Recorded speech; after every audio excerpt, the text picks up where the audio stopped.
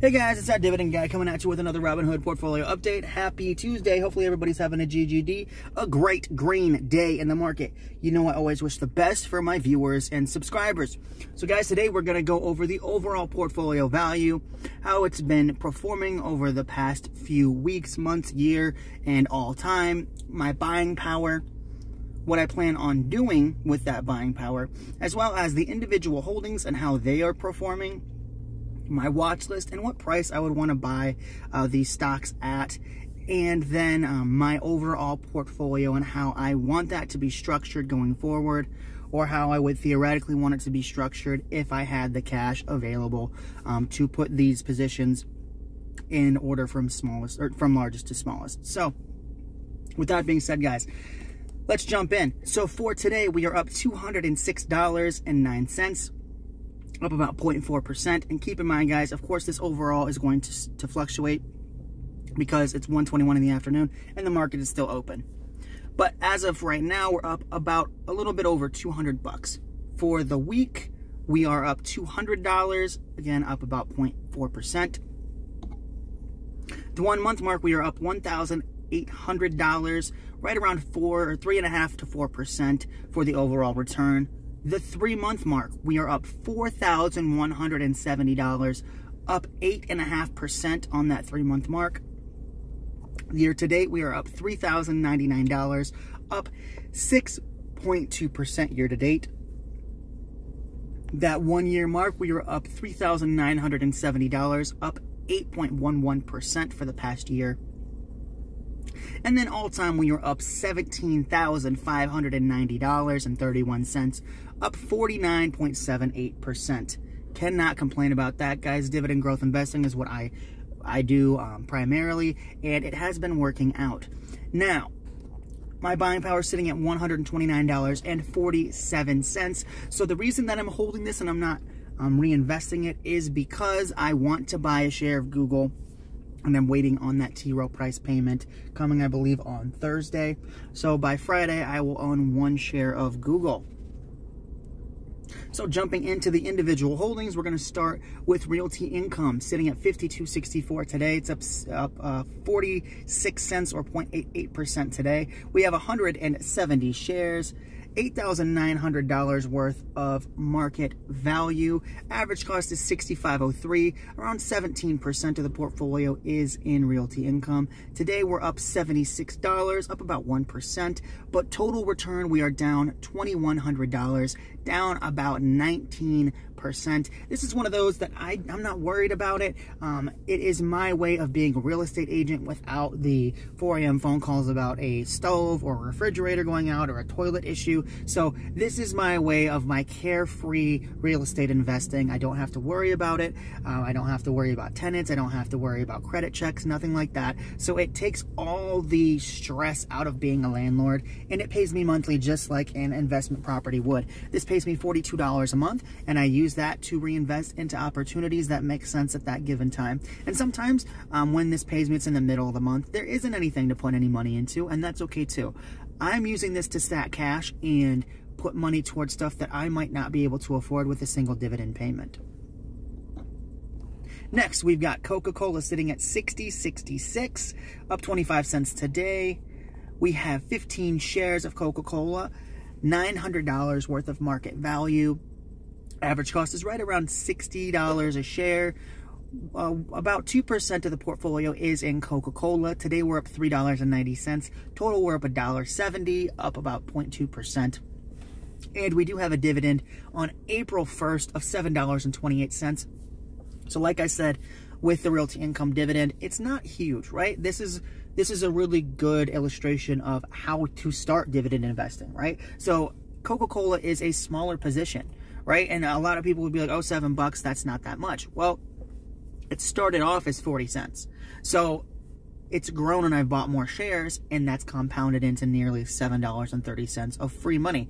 That's just interest on my investment. So the overall investment has gone up. It's gone up a little bit, but I'm more about that cash flow. I want to produce a cash flow eventually that I can live off of. And Coca-Cola is going to help me do that. This is one of my no-brainer investments. I do want this to be in like my top 5 when it comes to the portfolio. And I do plan on adding more to this position once I have my credit card and car paid off. But that dividend will just keep on growing. So I love Coca-Cola. It's going to be one of the biggest positions in the portfolio. Eventually, I do want 100 shares or more of Coca-Cola stock. Next up, we've got Altria. Now, we've got it sitting at 43.22. This is one of those that fluctuates heavily. A lot of people don't like Altria for simple reasons. I'm sipping on a Coca-Cola right now. But Altria is an out-of-favor stock. A lot of people dislike it for good reason. It's a tobacco stock, so it's a sin stock. They don't like the product, so they don't invest in the company. I totally understand that. I smoked for about a year, so I'm just trying to get some cash out of something I put money into, right? So I have 320 shares, about $13,800 worth of market value. Average cost is $47.27, so still down a bit on Altria, but I'm not worried about it. 26% of the portfolio is in Altria. Excuse me. Today we're down about $12. Total we're down around $1,300, down about 8.5%. But guys, you can see there why I own and hold this stock. So Altria is going to pay me $313.60. That means every quarter I get $300, but you have to also add in that Coca-Cola dividend of $7, so that's $320 total. Plus, I have a $42 dividend from Realty Income. So, I mean, 4 quarters a year, I get paid like $360 to do absolutely nothing, just hold these stocks. So, and the real reason why I'm so excited about this Altria position is simply because it can buy me a share of Apple and Google without me having to do anything. So I don't have to add any cash from my working hours at my job to buy those quality companies. And so that's really what this position is for. I understand it might not grow. It might even go down over time. I might lose a little bit of money when it comes to stock appreciation. I'm okay with that. I want to buy low and never sell. So I'm going to use this cash flow to reinvest into higher quality companies. And if something like Realty Income or Altria is down or Coca-Cola is down, you know, I don't mind reinvesting into Altria. I've actually looked into it because I can buy, you know, like about 5 or 6 shares with this money, and that would boost my dividend income. I think it was like $9 a month. So that's still a possibility, is I can reinvest it back into Altria or Realty Income. That's the other one that's down. That's why I keep saying that. But I could reinvest it back into itself, and that dividend of $313, it will be nearly $320. So it's still a possibility. I just want to buy Google more than I want to buy Altria at this point. Then we've got Apple. So this is one of my personal favorite stocks. It would be the biggest position in the portfolio if it would go down and hover around my average cost. And that's why I said I love Altria, because Altria is going to be the catalyst that's going to boost my Apple position, plus, of course, money that I add. But I just mean free cash flow wise, I'm going to be putting that Altria money into something like Apple. So as of right now, even though it is my smallest position, it's still my favorite. I have 1 share of Apple. $170 is my average cost. Sorry, $170 of market value. Average cost is $132.66. So right about $133. 0.32% of the portfolio is in Apple. So it is the smallest position in the portfolio. Today it's down 34 cents. Total, it is up nearly $40 with a 28.5% return. I love Apple. If it could be down to like the 130 mark, or even 135 to maybe $140, I would consider buying it at those prices. But given that it's so inflated right now, I'm hoping that the bad press affects the company and the stock, but it doesn't seem to be doing that as aggressively as I thought it was going to. So the reason I love Apple so much is because I've owned Apple products. I use Apple products. I love the ecosystem. I think that's really where the money's at. Even if iPhone sales are stagnant and they don't keep rising, they have other products in different categories like AirPods. They have the Macintosh. They have, you know, just like laptops. They have music, you know, iPods, stuff like that. They have so much, Apple Music as well, when it comes to diversification within that single business, that I want to own it for the long term. So this will be the biggest position. It's between this, Visa, and Coca-Cola are going to be the 3 big ones given time. So I'm I'm a huge fan of Apple. Of course, I want to own more of it, but I don't want to buy it at any price. Every business has an intrinsic value, and I calculated it around 140. That's why I bought it below that. If I had extra cash when it was around that amount, I would be buying it. But I don't mind being patient. I don't mind waiting, and I think that will pay off. It might bite me in the ass too. You never know. It could go up to 300 bucks, and I could never buy it around that price again. I'm willing to wait and wait for some huge bad press. Something like the Fed suing it, or Apple iPhones not selling as much, or maybe a new product flop, something like that. Something eventually, or an overall market correction, something is going to make Apple go down. And when it does, I want to use the cash flow from Altria and possibly some of the free cash I have from my job to buy more shares of Apple. But eventually, I do want Apple to be the single biggest holding. I know the dividend is not big at all, but I want more exposure to Apple. I think over time, this is still going to be one of the best businesses to own in the entire world. So I'm bullish on Apple. I'm just not bullish at these prices. So I'll own it. I'll own more of it, but I'll hold it until it makes sense to purchase more. Then we've got AbbVie. So this is the best performing stock in the entire portfolio. So right now it's sitting at around $179, 95 shares, $17,000 worth of market value. Sorry. Average cost is $95.19. 32% of the portfolio is in AbbVie. Today we are up $43. Total we're up nearly $8,000, up 88% on AbbVie. And guys, I get a lot of questions about some of the bigger positions, like AbbVie's huge, Altria is really big, Realty Income is pretty big, and T. Rowe Price is pretty big. And a lot of people are like, doesn't that freak you out? Like, a third of your money is in 3 of these stocks. Well, no, a lot of the reason why that's happened isn't because I've put more money into those companies. It's because those companies have gone up over time. So that's, I mean, AbbVie is the #1 company in my portfolio that has risen. And I could sell out right now. I could cash out with that $8,000 gain and put it into something else like Apple, but I want to let it ride, right? I mean, some people want to sell their winners. Peter Lynch says you don't want to cut the grass to grow the weeds. I don't want to cut my best performing investment. I could, and honestly, this is one of those that everybody thought I was dumb to buy. I remember friends and family being like, "Why would you buy a pharmaceutical company? You know, they're so unpredictable. You don't want to do it long term." And I said, you know what? It's getting more assets when it acquired another company, and I think the intrinsic value is around 150 when those companies. I analyzed the cash flows and reoccurring revenue of those companies, and I said around 140 to 155 is where I thought it would be at once everything was combined and the cash flows kind of leveled off and the press kind of deteriorated from that acquisition. And I'm sitting at 180 on an average cost of 95. So it doesn't always work out that well, right? But this could easily have been the Activision Microsoft merger or acquisition. It could be the Albertsons and Kroger acquisition. Like, you never know how these are going to work out. Sometimes there's not great synergy between companies, like with the when AT&T bought Warner, that didn't work out as well, or they bought DirecTV. So sometimes companies buy things that they shouldn't, that's not really in their wheelhouse or their expertise, and they waste that money. But I analyzed the acquisition. I thought it was a great way to spend their money.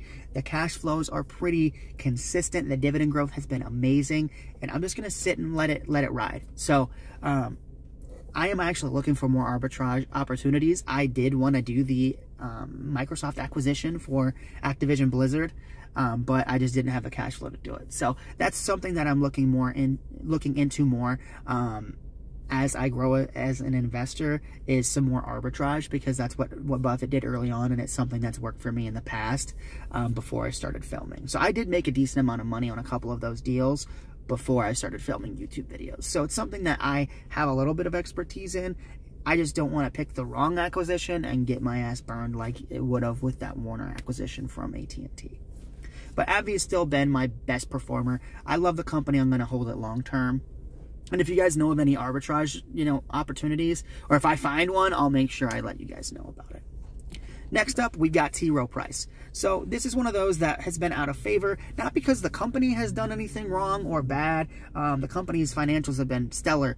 It's just the overall market for the past few years has been down. So this past year and a half, it's been an upward trajectory. But given the COVID the COVID pandemic, the governmental shutdowns. There's been a lot of things in the overall market, in the economy, that have made the market go down. And not even necessarily companies are performing bad, but the reflection of the overall market affects companies like T. Rowe Price, like BlackRock, like Vanguard. Anything that is an asset manager or has anything to do with the stock market and the overall economy, it's gone down. So T. Rowe Price is one of those that I feel like was mispriced. People overreacted. They sold out of a quality company, and I bought it. So I bought it, and I've held for quite a while. I have 100 shares, and I think overall, I think my thesis or my theory is going to work out. So I have 100 shares, about $12,000 of market value. Average cost is $109.73. 22% of the portfolio is in T. Rowe Price. Today we're up $60. Total we're up $920. We have a nice dividend coming in on March 28th of $124. I believe that's Thursday. So in 2 days I'll get paid $124, and I'll be able to buy that share of Google. And I'll do that on Friday. So like I said, guys, this is one of those that if you look at it, I'm only up like $1,000, right? So it's not super impressive, right? So when I say this looks like an AbbVie situation, you might think I'm crazy. But if you look back, you know, even the past year, it's had a really good growth trajectory because it was at 88. But if you look further back around the pandemic, it dropped down big, and then it came way up here to 215 to 220. So I'm at $120. I have $100 of upside to wait for, right? So I'm not going to sell this with $1,000 gain. I'm going to wait, keep cashing in that dividend of $124 every quarter, and eventually I'm going to have an 80 to 90% return.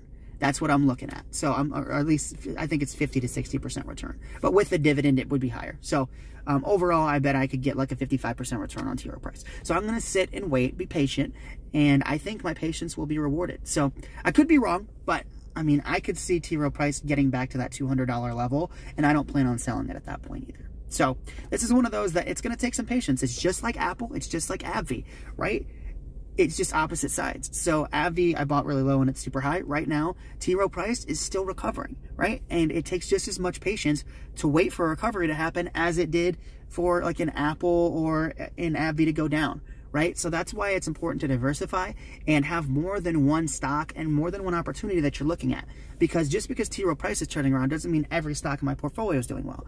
Realty income is down due to interest rates, and Altria is down simply because it's a tobacco stock and nobody likes it, right? So there are still other opportunities that I can put this cash flow from T. Rowe Price, from AbbVie, from Apple back into to potentially make more money month over month and have a higher return.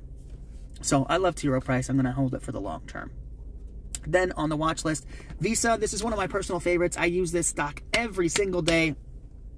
And the only reason that I don't own it yet is simply because I don't have the cash flow to be purchasing it. The dividends will not cover a $282 purchase, but I do want Visa. So overall, when it comes to position size, I want it to be Apple, Visa, CocaCola in the number 3 spot, because that is, I mean, when I look at my favorite company, it is CocaCola. But Apple, I think overall as a business, I understand it really well, and I think that's going to have a higher return overall. Same with Visa than Coca-Cola. I know Coca-Cola is a slow grower. I get, you know, a lot of back and forth with people about that. It's just one of my personal favorite holdings, so it should be one, and I use it every day. I'm drinking a Coca-Cola right now, but Visa is one of those that I use it every day. I swipe my card. Millions of people, probably billions of people do it every single day, and I understand it's a payment network. So it's a pretty simple business. I use it every day, and it's a no-duh for the portfolio. I just need to have enough cash flow to purchase it. So I'm going to be patient and buy it when I can. Next up, we have Google, which I will be purchasing. I'm really close to being able to buy a share at $152. I have $130 right now, so I'm 20 bucks off. I'm just waiting for that T. Rowe Price dividend to come in. So by Friday, I will have a share of Google. The average cost doesn't really worry me too much because it's going to be a single share, and I'm going to build it up. But overall, guys, I want it to be Apple, then Visa, then Coca-Cola. Then I think it should be Google and either Berkshire. And then I think it should be either Berkshire or Facebook. It'll fluctuate, right? So, of course, right now, the biggest position, I think, is AbbVie, Altria, and T. Rowe Price, I think. So it'll take a while for these companies to dwarf the ones that are currently the biggest, because I have 20% plus of my portfolio in some of those positions. But I do want it to be Apple, Visa, Coke, and then Alphabet, or either Berkshire or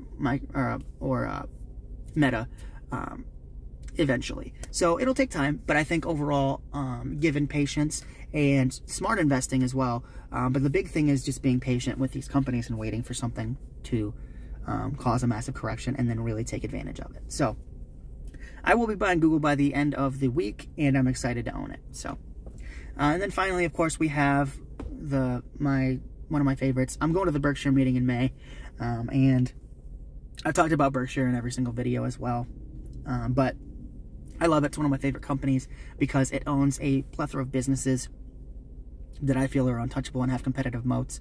And I love Warren Buffett. I really do trust his lieutenants that are going to be taking over Greg Abel and Ajit Jain. He runs the insurance side of Berkshire and Geico. So overall, I think that they still have, even if it's not as high of a growth rate as it's been in the past couple decades, I still want to own it. This is going to be my big insurance play. I love insurance. I think it's a wonderful business. It's a wonderful business model as well, as long as you do smart underwriting, which some companies don't. But Geico has a wonderful track record. They produce a lot of float for the business, and really it's just in the same thing. It's kind of the same thing I'm doing. They use insurance float to buy other businesses and buy publicly traded companies that are going to produce more than $1 of value. So per dollar invested. So that's essentially what I'm doing with dividends, right? So if I get a dividend from Altria and I feel like Google's going to produce a better return, I'm going to be buying Google stock instead of Altria. Nothing against Altria, but you know, I might be getting a 3% return on Altria. I could get a 12%. If I could calculate a 10 to 12% return based on the price of either Facebook, Google, or Berkshire, it makes more sense to put it in those companies. So that's exactly what I'm doing. I'm pretty much doing a mini Berkshire Hathaway with my portfolio. I'm using cash flow from dividends and my current job to produce a higher return. So love Berkshire. It's going to definitely be, I honestly think it deserves the fifth spot, but I wouldn't be surprised if Meta took over. Then, of course, we have Meta Platforms. This is one of my favorite companies. I use it every single day. The only reason that I have not put money into it was because I'm still a little skeptical about the social media aspect, but I do understand the advertising business. I understand the social media platform. The competitive advantage that they have, they don't make any of their own content, and they have probably billions, but millions and millions of users that they advertise to every single day. So I'm not worried about their competitive advantage when it comes to the advertising business or their overall moat when it comes to keeping people on their platform. I'm more worried about people leaving their platform due to some other company coming in and maybe stealing some of that market share.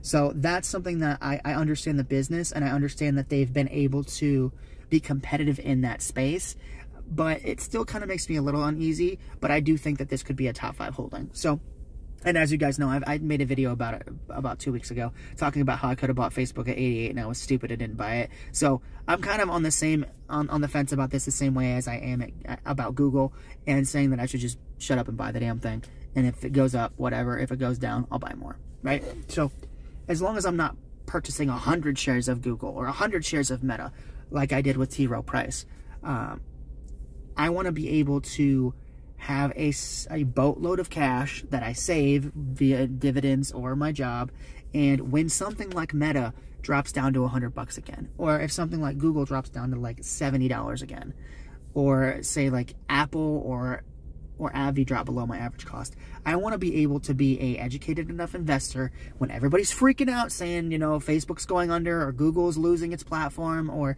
you know, YouTube isn't as profitable, or maybe the iPhone flopped, whatever happens. I want to be able to pour a decent amount of money in those companies, and then my overall returns are going to be way better. So that's my long-term thesis, guys, for the portfolio. I want to use the cash flow from some of the companies that are my bigger positions and use that cash flow to buy higher quality companies. I do not plan on selling anything that I own, but I want to use that cash flow to buy what I feel are stronger companies. So with that being said, guys, I want to say thank you so much. The channel's been growing a lot lately. I'm so glad that I'm posting again. I miss posting videos in my life. It just makes me a lot happier as a person, helps my mental health, and I do like the back and forth I get from Instagram and YouTube comments. It's super nice, and it just helps brighten my day a little bit. So And I love sharing my journey, my ups and downs, you know, my screw-ups, things I did wrong, and things that worked out for me. So I just want to let you guys know I'm really, really grateful for the platform and being able to share, you know, my journey with you guys. So with that being said, thank you guys so much for watching. Remember to hit the like button if you like any of my holdings. And remember to leave a comment. Give me some feedback. You know, maybe you think I'm dumb for waiting to buy Meta platforms, and now I gotta buy it at 500 instead of 88. You know, let me know. Give me feedback. And remember to hit subscribe, guys. I'm trying to post a video every Monday through Friday, right? Some days I might miss it. Some days I'm tired. Some days I don't feel good, whatever. But I'm trying to be more consistent with it, right? I was gone for about a year, and I missed this part of being open and honest and sharing my journey with you guys. So I really do appreciate it. So with all that being said, guys, thank you so much for watching, and I'll see you tomorrow with another Robinhood portfolio update. Take care, guys.